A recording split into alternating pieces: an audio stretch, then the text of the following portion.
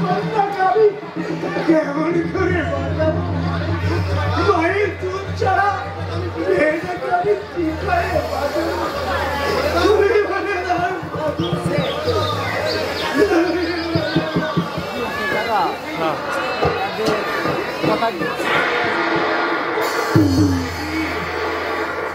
দেখি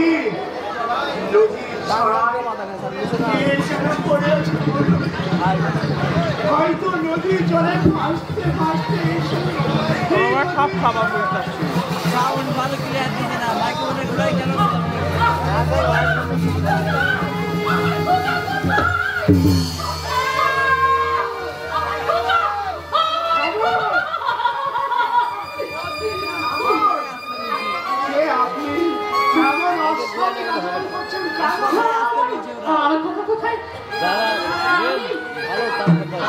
আমি নতুন লোক পাইবে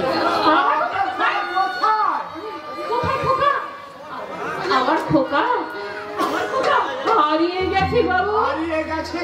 হ্যাঁ ভাগ্যের বিড়ম্বনায় আমার সব কিছু হারিয়ে গেছে বাবু। একজন গুন্ডা আমার স্বামীকে খুন করেছে, আমার বড় খোকাকে হয়তো ওরা মেরে ফেলেছে, আর আমার ছোট্ট শিশুকে ওরা নদীর জলে ভাসিয়ে দিয়েছে। আমি ওই নদীতে ঝাঁপিয়ে পড়তে গেছিলাম, কিন্তু দুর্ভাগ্য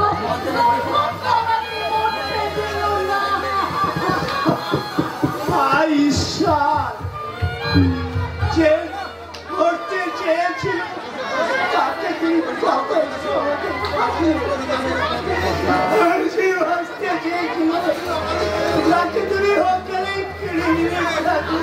আপনি কার কথা বলছেন? আমার স্ত্রীর কথা। কিছুক্ষণ আগে আমি তার সৎকার করে নদীতে স্নান করে বাড়ি ফিরছিলাম। বাড়িতে আমার দুই সন্তান হয়তো কাঁদতে কাঁদতে ঘুমিয়ে পড়েছে, কিন্তু আমি তখন থেকে আমার এই শিশু কন্যার কান্না আমি কিছুদিন থামাতে পারছি না। আমার মনে হয় এই মেয়েটা কাঁদি বোধ হয় আমি কাঁদতে কথা কেউ কখনো বলে নাকি? মেয়েটাকে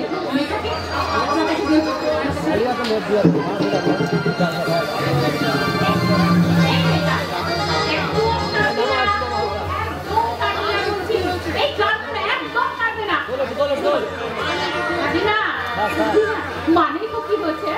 কি হয়েছে মানে তো আমি তো আছি। শুনুন, ভাগ্য আপনার সব কিছু কেড়ে নিল। ঈশ্বর যখন আপনাকে নতুন করে বাঁচিয়ে দিয়েছে তখন আসুন না আপনি আমার সন্তানের মা হয়ে বাকি জীবনটা কাটিয়ে। কি বলছেন? অভিজ্ঞতা স্ত্রী আমি, স্বামীর অবর্তমানে অন্য পুরুষের সঙ্গে সংসার করা যে আমার মাফ করবে। কোন অসৎ উদ্দেশ্য নিয়ে কথাটা আমি আপনাকে বলি। আপনার যেমন বাঁচার জন্য একটা অবলম্বন প্রয়োজন, তেমনি আমার সন্তানেরও বাঁচার জন্য একটা মায়ের দরকার। আসুন না নিজেদের প্রয়োজনে আমরা একে অপরকে সাহায্য করি। আমি মনে করুন ওই শিশু সন্তানই আপনার সেই হারিয়ে যাওয়া শিশু সন্তান। আপনার আপত্তি আমি বুঝেছি। এই সমাজ সংসারের চোখে আমরা স্বামী স্ত্রী পরিচয় নিয়ে থাকি, দুজনের কাছে আমরা চির অচেনাই থাকবো, চির অচেনা। আপনি আমার কথা রাখবেন। কথা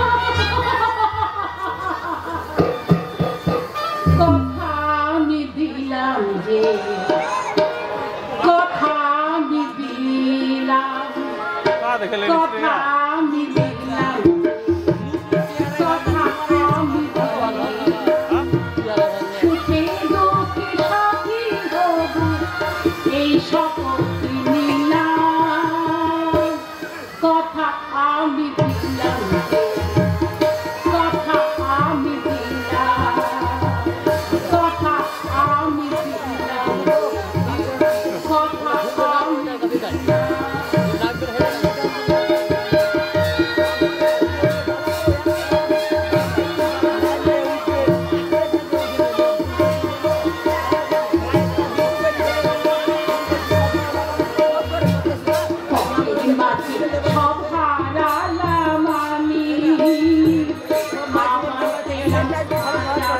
মানুষ মরিস